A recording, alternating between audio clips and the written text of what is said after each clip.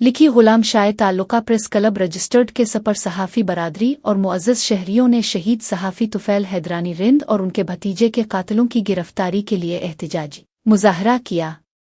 मुज़ाहिरीन ने मुतालबा किया कि कातिलों को फौरी तौर पर गिरफ्तार करके फांसी दी जाए और शहीद सहाफ़ी तुफ़ैल हैदरानी रिंद के खून के साथ इंसाफ किया जाए।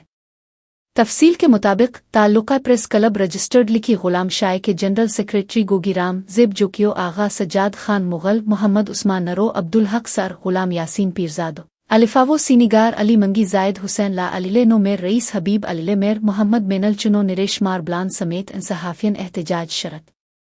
मुकर्रीन ने खिताब करते हुए कहा कि सिंध में सहाफ़ियों के क़त्ल-आम का सिलसिला जारी है और सिंध हुकूमत सहाफ़ियों को तहफ़्फ़ुज़ फ़राहम करने में मुकम्मल तौर पर नाकाम हो चुकी है। पिछले 5 सालों के दौरान 9 सहाफ़ियों को गोलियों का निशाना बनाया जा चुका है, लेकिन कातिलों के खिलाफ कोई कार्रवाई नहीं हुई। मुज़ाहिरीन ने कहा कि शहीद सहाफ़ियों के बच्चे और अहले खाना फाका कशी पर मजबूर हैं, जबकि सिंध हुकूमत ने उन्हें किसी किस्म की सहूलत मदद फराहम नहीं की। इन्होंने इंतबाह दिया कि अगर कातिलों को फौरी गिरफ्तार न किया गया तो सिंध भर के सहाफ़ी कराची में धरना देकर एहतजाज जारी रखेंगे।